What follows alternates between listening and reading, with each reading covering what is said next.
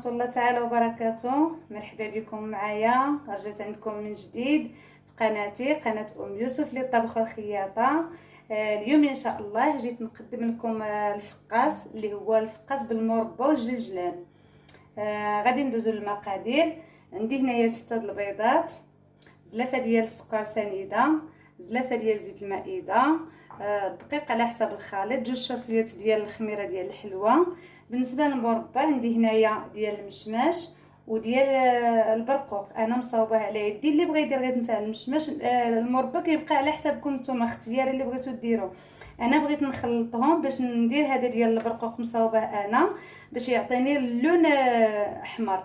وعندي هنا الزلجلان محمراه، وهنا الزبيب العنب اليابس، وهنا البسباس حبه حلاوه، يعني البسباس البلدي داك الرقيق كما كتشوفوا هكا. ها هو داك الرقيق هذا، ها هو ما محمر ما والو. البسباس النافع البلدي راه ما كنحمروش، كنخليوه هكاك باش كيبقى فيه الجهد ديالو، ما طحنتهمش، راهم هكا غير هذا اللي محمر، الزلجلان اللي محمر صافي. ندوزو دابا للطريقه. بسم الله، غادي نبداو على بركه الله. عندنا هنا البيض، 6 البيضات كما قلت لكم. هذا الفقاس هذا راه كيجي زوين وسهل، يعني التحضير ماشي شي حاجه واعره.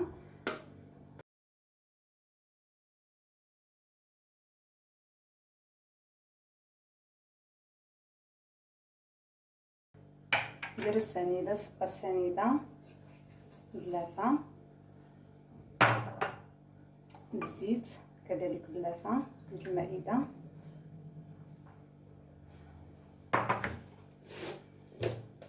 كبيسه ديال الملحه. بالنسبه لهذا النافع هذا البسباس غادي ندير منه معلقه هنايا، معلقه هكا كبيره، والباقي غادي نخليه حتى نخلطو مع هذا الشيء هنا هكا. نخليو هذا الشيء هنا. بسم الله، غادي نبدا على بركه الله. دابا كما كتشوفوا هاني خلطت مزيان، داك السكر سنيده ما كيبقاش، كترجع كريمه هكا العجينه. ودابا غادي ندوزو نضيفو الخميره والدقيق،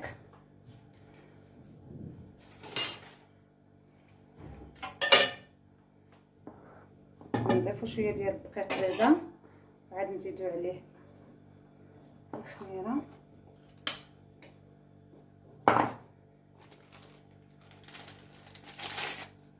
كنديرو 2 هكا.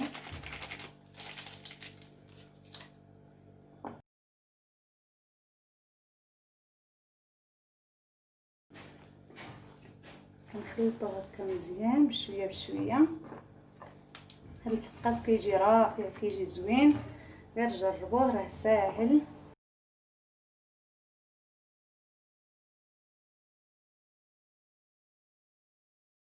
هكا هاهما كما كتشوفوا هكا. هاي دابا العجينه ديالي واجده هكا. غادي نفرقها على 5 ديال القطع، 5 ديال الكويرات. الهضر هذا لا على 6 على حسب، المهم باش يجيني ما يجيناش الفقاس كبير، بغيت الحجم ديالو يجيني صغير شويه. زيد شويه، كيبان لي مازال كيبان لي خصني نزيدو، حيت كنبقى كنخدم فيه كيبقى كيسيح هكا. كل مره كتصبروا عليه واحد شويه وكيبان، راه واخا كيبان قاصح، يعني نتوما كتخليه واحد شويه هو كيرجع يهود. من الافضل يكون يعني العجينه ديالو مجموعه مزيان، باش ملي كيتعمر داك المربى كيبقى. يعني انا المرحله التاليه كاع ما قطعت لكمش الفيديو باش تشوفوا مزيان، يعني راه واخا كنقول صافي راه هذا عاود كيبان لي راه يزيد شويه. فرقت العجينه هكا كما كتشوفوا على 5 ديال الكويرات، هما على هذا الشكل هكا. دابا غادي ندوزو باش نصاوبو نوجدو هاد المربى ديالنا كيفاش نخلطوهم. كنجيبو واحد الزلافه هكا، وغادي نخلط فيها انا كلشي. كاين اللي كيدهن بالكونفيتور وكيعاود كيدري هذا الشيء، هذا الزلجان وهذا الزبيب. انا كنخلط كلشي بالزلافه باش هكا كل قريصه كندهنها بداكشي ديالها. غادي نبداو كنديرو هكا الكونفيتور، كنخوي داكشي اللي يكفيني. هذا المربى ديال المشماش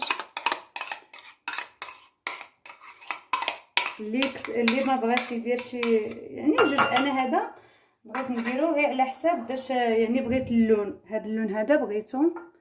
ها نتوما كتشوفوا هذا ديال البرقوق كيجي بحال ديال الفريز، ولكن ديال داك البرقوق الغليظ. غادي نوريكم. هو هذا البرقوق هذا كيجي زوين حتى هو في المذاق، كيجي بحال شكل الفريز، وعجبني انا اللون ديالو. يعني في عوض ما ندير شي ملون ولا شي حاجه، هذا الكونفيتور هذا بغيت نديرو. كما كتشوفوا اللي بغى يدير غير هذا عاود يديرو، كيبقى داكشي الاختيار ديالكم. كندير هذا حبه حلاوه هكا شويه، الزجلان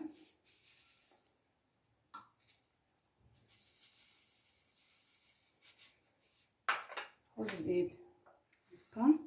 كنخلطوا كلشي هكا.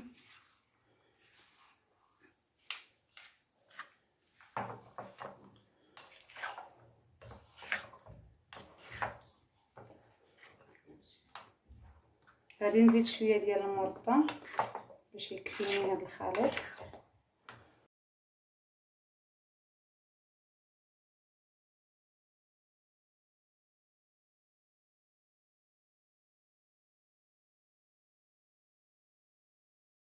كنديروا الدقيق باش ما يلصقناش العجين.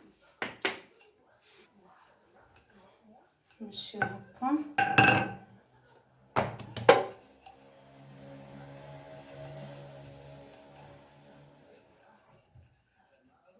نحاولوا نديروا الدقيق باش نكونوا كنلفوه وما يلصقناش على البوطاجي هكا.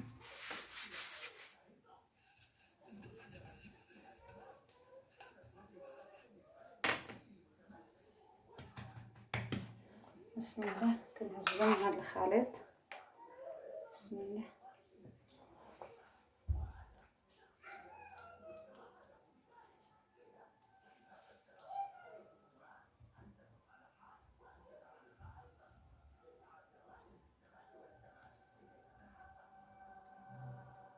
نحاولوا هذا الزبيب نوزعوه في كل بلاصه باش ما يجيش في بلاصه واحده.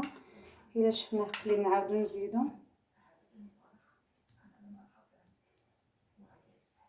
نحاولوا ما نوصلوش لهنا باش نكونوا كنلفوه ما يخرج لناش من تما. بسم الله. هكا.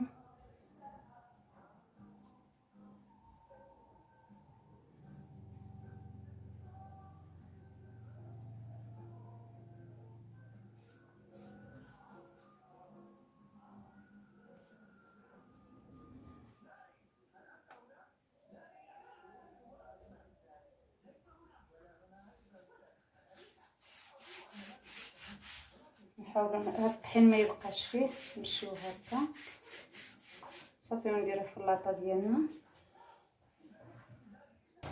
كما كتشوفوا هاني دابا ساليت. ها هما 5 ديال الباكيطات اللي صايلت.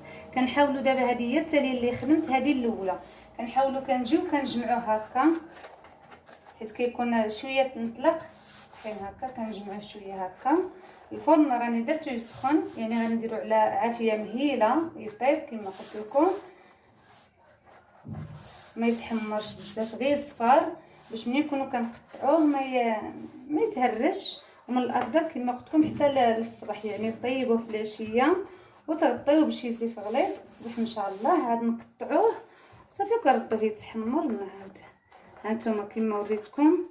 نحاولوا نوقفوه هكا مزيان، نقادوه هكا على هذا الشكل. هو داك العجين عطاني 5 ديال الباكيطات هكا. غادي نديرو يطيب ونعاود نتلاقى معكم نكملوا التقطاع والتحمر كيفاش نحمروه. ودابا كما كتشوفوا ها هو الفقاس، ها هو طاب جا على هذا الشكل هكا. انا خرجوا لي خلاص 5، راه غير ما هزليش البلاطو، حطيت غير 4 كيجيو على هذا الشكل. ها غادي نبداو دابا نقطعوا. بسم الله. انا ما خليتوش بات حيت المهم اضطريت باش نقطعو دابا. بسم الله.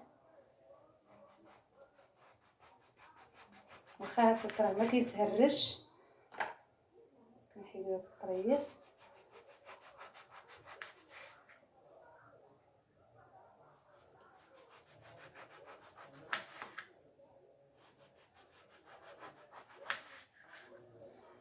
بالنسبه هكا انا قطعته نيشان، يعني درتو كاين اللي بغى يجنب يعني كيجنب غير هذا الشكل هكا ديال كيكون عامر بالكونفيتور، من الاحسن تقطعوه يعني نيشان هكا، يعني العكس ديال اللي كان يجي مجنب. كنحاولوا معاه غير بشويه.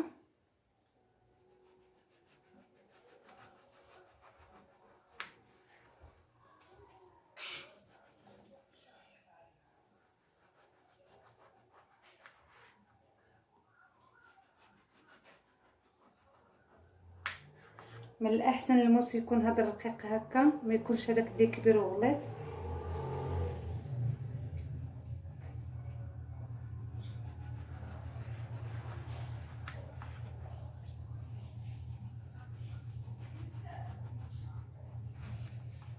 نتوما كما كتشوفوا ها هو كيجي بهذا الشكل. غادي نكمل التقطاع وغادي نستفو في اللاطه ونديروه يتحمر. كما كتعرفوا غادي نديرو الفوق اولا كديروه لتحت وتعاودوا تقلبوه. انا كندير اللاطه الفوق، كنبقى نهز هكا بالحبال، نشوف ملي كنلقاه تحمر كنعاود نردو لتحت صافي وكنجمعوه. غادي نكمل التقطاع ونعاود نرجع لكم باش نحمروه. هانتوما كما كتشوفوا راه ما كيتفتت ما والو، ها كيجي على هذا الشكل. ولكن ملي غادي يتحمر كيعطي هذا الديكور هذا كيبان اكثر، راه كيجي يعني ما كيضيع ما والو. راه ما خليتوش بات حيت انا اضطريت يعني مزروبه به ما خليتوش بات. غادي نكملوا التقطاع ونستفو نحمرو ونعاود نرجع عندكم. دابا كما كتشوفوا راني ساليت له التقطاع على هذا الشكل هكا كما كتشوفوا. دابا غادي نردو يتحمر ونعاود نرجع لكم. ودابا كما كتشوفوا الفقاس نتاعنا ها هو وجد، كيجي على هذا الشكل هكا، كيجي محمر مزيان. ها نتوما كتشوفوا كيجي على هذا الشكل هكا، كيجي زوين.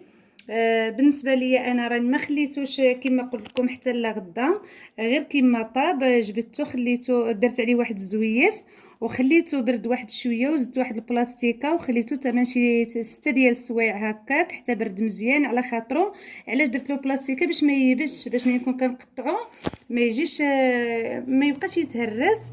وهانتوما كما كتشوفوا راه واخا ما يعني هانتوما راني وريتكم في التقطاع فاش كنت كنقطعو ما تشقق ما والو ما تهرس ما والو، يعني ساعدني في التقطاع. وخص الموس كما قلت لكم يكون رقيق وماضي، ما يكونش داك الموس الغلاضين ومفيد. يعني هذا الفقاس هذا كما كتعرفوا قديم وفيه الزلجلان مفيد، فيه الزبيب، فيه يعني المربى ديال الدار، داكشي زوين يعني داكشي صحي وتقليدي كلشي كيعجبو. الفقاس راه عزيز على الصغار والكبار. كما كتشوفوا كيجي على هذا الشكل هكا رائع. وبالنسبه للمناسبات ولا يكون عندكم في الدار لان الفقاس راه كيصبر وكي يعني شي حاجه زوينه تكون في الدار. وكنتمنى ينال الاعجاب ديالكم وجربوه، راه يعني سريع في التحضير كما شفتوا، ماشي شي حاجه اللي صعيبه ولا. وكنتمنى ينال الاعجاب ديالكم وكنشكركم على التتبع اللي كتبعوني. والسلام عليكم ورحمه الله تعالى وبركاته.